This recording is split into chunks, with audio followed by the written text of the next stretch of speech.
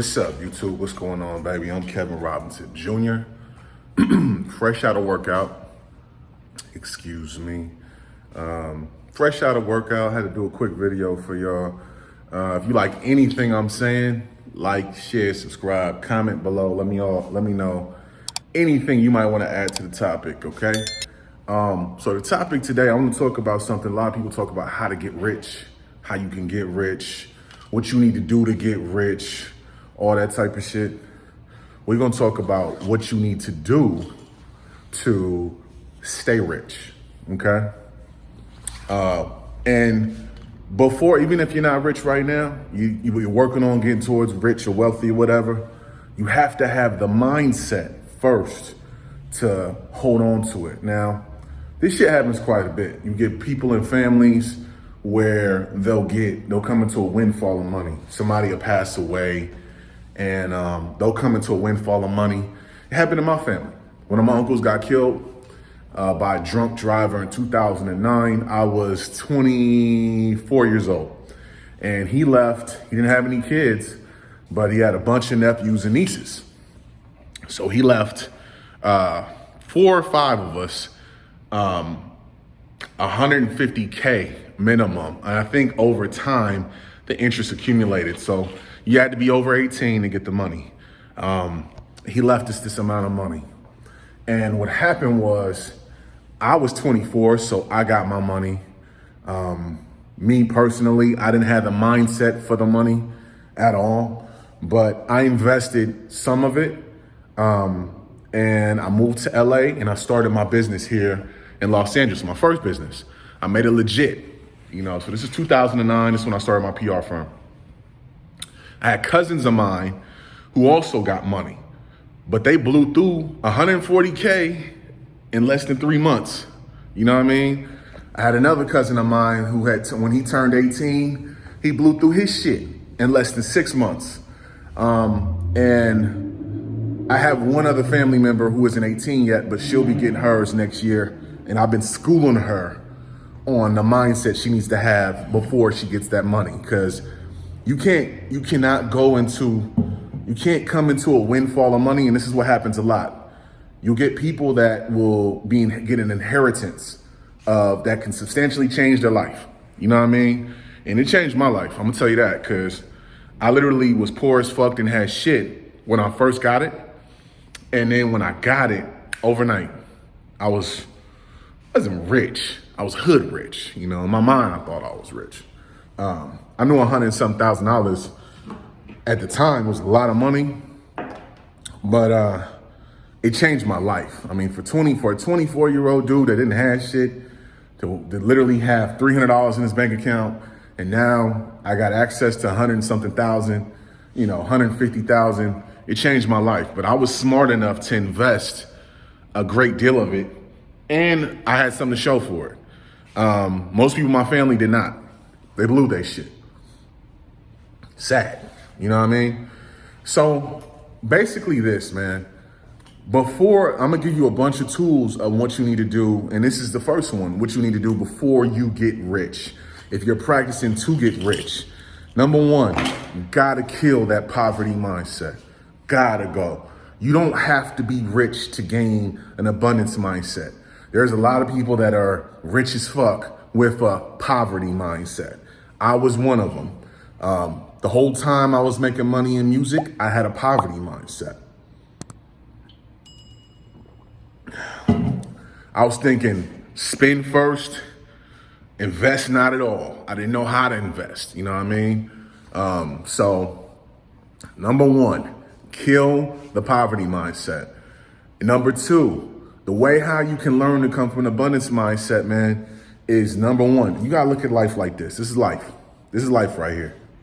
There's 3 stages of life, 3 stages of commerce. Let's say that 3 stages of money, 3 stages of money. Okay. Now, the reason why a lot of pro athletes go broke, the average NFL player will go broke within 3 years of leaving the NFL. Why does that happen? How did these guys sign $20 million contracts and then after they retire, 3 years later, they're broke? Number one, they had a poverty mindset the whole time. They were spending money without investing it. You feel me? The thing is, man, if you grew up the way we grew up, where you come from a blue collar neighborhood, you grew up, your mom was sweeping floors and mopping floors, your parents had blue collar jobs, you're living check to check, you know what I mean? Living foot to mouth, you know what I mean? Hand to mouth or whatever. You basically were barely getting by. Once you gain money, you're still gonna have that same mindset times 10. So basically, all those nights when you was poor and used to wish, man, I wish I had money so I can buy all the jewelry and I could buy a big house and a big car and all that shit, you're still gonna have that mindset to do it. But the difference is now it's a reality. You can go buy that big car. You can go buy that big money. You can go buy that big house and trips and vacations and designer clothes and 5-star restaurants and shit. All that shit is in your wheelhouse now. You ain't gotta pray for it no more, you know? You have to kill the poverty mindset, number one. Have to. You feel me? You have to think from abundance. The first thing you need to do, and it's easier than ever. Easier than ever. If you have a bank account, you can do this. You feel me? Start investing. And it don't even have to be a whole lot, man. You could take $50 a month, $100 a month. Start investing your money. Don't leave it. Don't let it sit in a bank account. Don't let it sit in a savings account. It's getting killed by inflation. Start putting your money, and even if you don't, because the thing is, when you grow up poor, we had this mindset like, oh man, the stock market is a scam. This is a scam. Crypto's a scam. Man, look, you're not gonna ever grow any money, any true wealth. You're not gonna go from rich to wealthy without investing. The mindset of just working to make a big check, the wealth comes from building compound interest, period. This is something I had to learn on my own. I thought if I just hustled, I could get to wealth, but nah, hustling got me rich. It got me hood rich, let's say that. Because there's a big difference between hood rich and rich. Hood rich is just, I mean, fuck man, a couple of $100,000. You know? Couple of $100,000. You might make $150,000 a year. You went from making $20,000 a year to making $150,000, $250,000 a year. Now you hood rich. You ain't investing none of it though.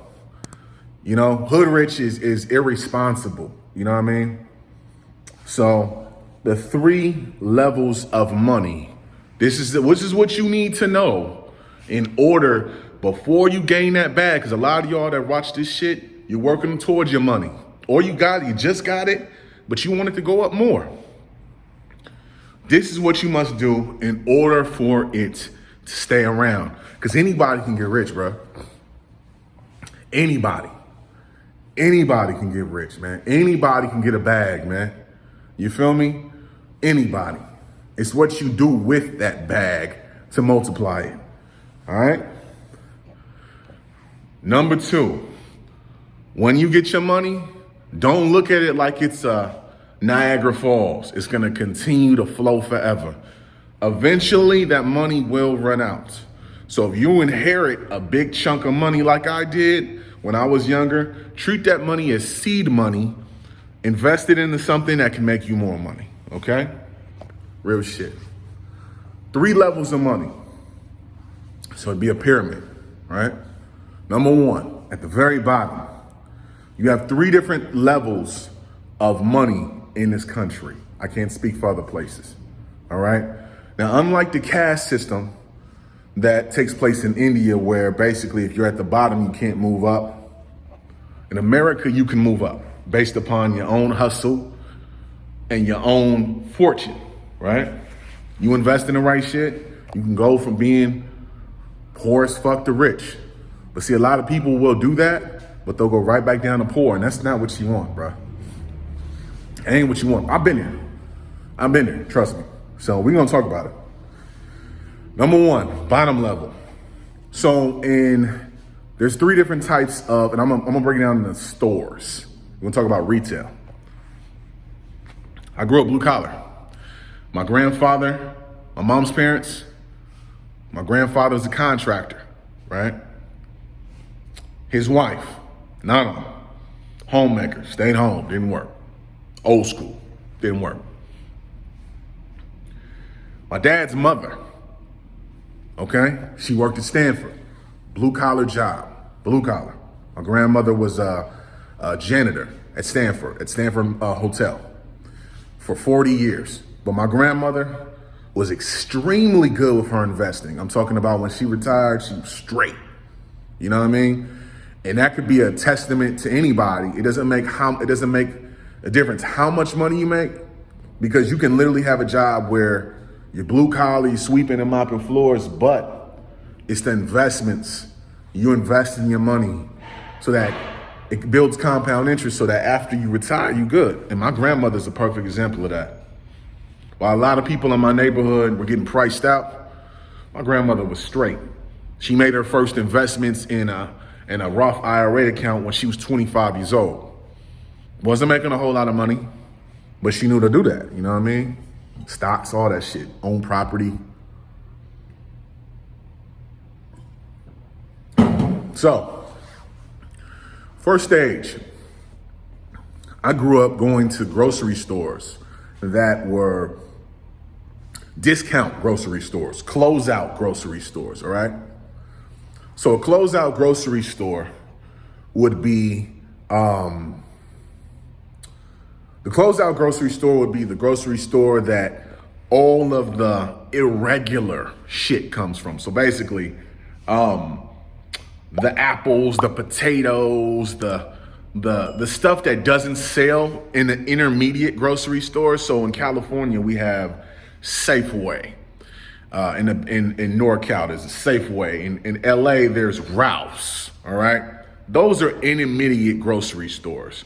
They're not inexpensive, but they're not expensive. You know what I mean? So I grew up going to, my grandfather was in the Navy. So my grandmother, one of them, she would go to the commissary, right? And everything at the commissary's closeout, cheap, okay? And then as far as with my dad's mother, we grew up going to grocery outlet grocery store. So in every area of American retail, there is a closeout discount store. That'd be like your Ross, your Burlington Coat Factory. I grew up going to all that shit. You know what I mean? And usually the reason why it's in there is because it's shit that did not sell at the intermediate store, at the retail expense store. So they had to discount it and send it to the discount store. You know what I mean? So it was nothing wrong with the fruit we were buying. It's just that that's what we could afford. You know, I come from a pretty big family, especially on my mom's side. My mom and my dad had me when they were 20. So I grew up watching them grow. You know what I mean? Like me and my father had a conversation about this a year ago. Like, you know, he's like, yeah, we grew up with each other. And I'm like, damn, we really did. You know what I'm saying? Like me and my father really did grow up with each other. So, yeah. So from there, if you grew up going to the discount grocery stores, you come from a blue collar place. And when you go to these stores, they're very cramped. You got to bag your own groceries. This is before COVID, man. This is like when I was a kid. So, you know, you got to bag your own shit and it's just, it ain't cool, right? I never liked going to those stores, keep it real with you. And then a level above that. So it's a class. So the level above that is the intermediate store. So this will be the middle class grocery store, okay? This would be your Ralph's. This would be your Kroger's. Let's see, Ralph's, Kroger's. I know a lot of you niggas in the Midwest, you got Kroger's and shit. Farmer John's, Vons, you know what I'm saying? That type of shit. You feel me? So that would be that level. Regular grocery stores. So this will be like where your middle class people go. Now, there was such thing as a middle class. Grew up in the 80s and 90s. The middle class is shrinking now. So this would be the people that, would pay a little bit more. You know what I'm saying? They had a deli counter, a seafood counter. The discount places I went to, they ain't had none of that shit. You know what I mean? So this would be your middle class. Now your top level, there's no discount shit in there. Your top level would be your upper class. All right. This would be where the rich people go grocery shopping. So honestly, Whole Foods is middle, right in the middle. I know they try to perceive themselves as they're like upper, but they're not. It's right in the middle. Even to this day, I make good money. I still go to Smart and Final to go grocery shopping and shit. I'm not one of these niggas that needs to go to Whole Foods to buy everything. I go to Whole Foods just to buy like cashew milk and shit like that. I like Whole Foods, but I'm not gonna be buying everything out of that motherfucker. I'm a simple guy. I don't give a fuck about all that other shit. So then the upper level from there, the third level, top level, right? It's the pinnacle, would be your rich, wealthy grocery stores. In LA, this will be Gelson's, okay? This will be your Gelson's. Clothing wise, this would be like going to the Fendi store or going to, this ain't no department store, you know what I mean? The middle level is department stores. So this would be like in the clothing world, that'd be like a Macy's or a Neiman's or Bloomingdale's. Department store. They have sales, right? Top level ain't no motherfucking sale. When you go to motherfucking Louis Vuitton, ain't no sale. Gucci ain't no sale. You go to Gelson's, there is no sale. In the Bay, we have one called Andronicos. I don't think they're around anymore. Andronicos, Dragers. Y'all know every place got that rich grocery store. It's all artisan shit. It's a different experience. And what I'm basically saying is this, man. Once you get to that level where you're at the level where you come from, you're able to go into these types of stores and you experience different things. When you go in a Louis Vuitton store for the first time and they're giving you champagne, like this is a lot of experiences that most people don't understand. If you grew up poor or blue collar and the first time you go into the Louis Vuitton store and while you're trying on shit there, do you want some champagne? Do you want some Perrier? This is the level that most people would never experience. And the hardest thing to do when you finally go from being poor to getting some money is having to go back to going to the discount spots. And trust me, I've done it.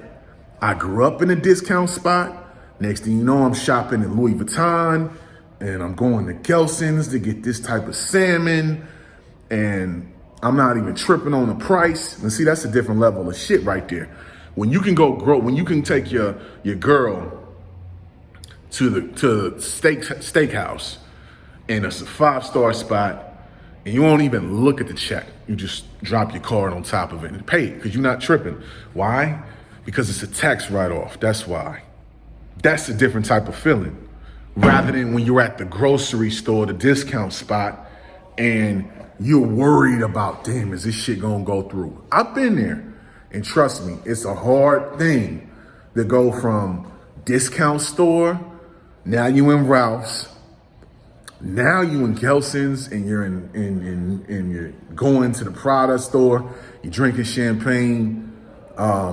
It's a different level because when you go to the discount spot, they treat you like a criminal. Real shit. Even if you're not a criminal, they treat you like a criminal. You go to the Ralph's, they might treat you like a criminal. But when you go on to Gelson's and Neiman Marcus and you start spending money, they treat you like you're fucking royalty, man. It's a different level of service. And you can't tell me if you've never been there, you know what it feels like. Because If you grew up poor and that's where you cool, you just cool with being blue collar, or you're cool with just being middle level, that's cool. I ain't knocking you for it. But this is for my people that want to get wealthy, want to gain some money. Before you become rich, you must gain an abundance mindset. Must. It's a must. Period. Before you become rich, study right now. Study people that are wealthy, way more wealthier than you. Study their mindsets. Read books about abundance mindset. Carol Dweck, Mindset, perfect book for that. Study people that are wealthy. Because I'm gonna tell you, you might be in college right now. You might be getting ready for that NFL draft in a couple of months. You grew up poor and you know you're gonna be a top 10 draft pick. Bruh, I hope this video saves you from going broke again, because there's nothing worse than being broke, getting some money, and going right back to that discount store, because you know what it feels like to be living in a much different experience, okay? And y'all can say what y'all want. Oh man, groceries are groceries. Oh, clothes are clothes. That's something a motherfucker would say they ain't never had it.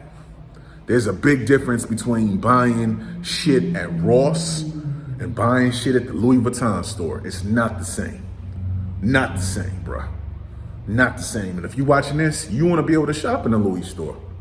I'm not saying ain't nothing wrong with Ross. I mean, if you want to go in there and buy basics, but if your whole fucking wardrobe come out of Ross, man, all that cheap ass shit, like, nah. I mean, you go in there for t-shirts, and I go in there for t-shirts and drawers, and I might buy a flannel or something, a little $15 flannel basketball shorts, workout shit, you know what I mean? They have good workout shit. But like a whole wardrobe, no. When you spend more money, generally, when you spend more money, the quality is better. Not all the time, but I noticed that. And I have one of my parents who's like a discount shopper enthusiast, and they'll argue down that it's the same thing. No, it's not. All right. I want to say, y'all, look, speaking of wealth, I'm having my virtual wholesaling real estate course, the Varsity class, on Thursday, December 2nd, 8 o'clock 8 o'clock East Coast time, 5 p.m. West Coast time. It'll be for 90 minutes, okay? On Zoom. Tap in, link below, Varsity class workshop. It's only $59.99. I could be charging a lot more, but I'm not. Tap in, man. I show you how I virtually wholesale, okay? You want to get in real estate, but you don't want to get a realtor or a real estate agent license? I show you how I invest and make a couple of $1,000s every play. All right? This is something you might want to do on the side, outside of your job. I'm going to show you how to do it with zero marketing. Zero. Okay?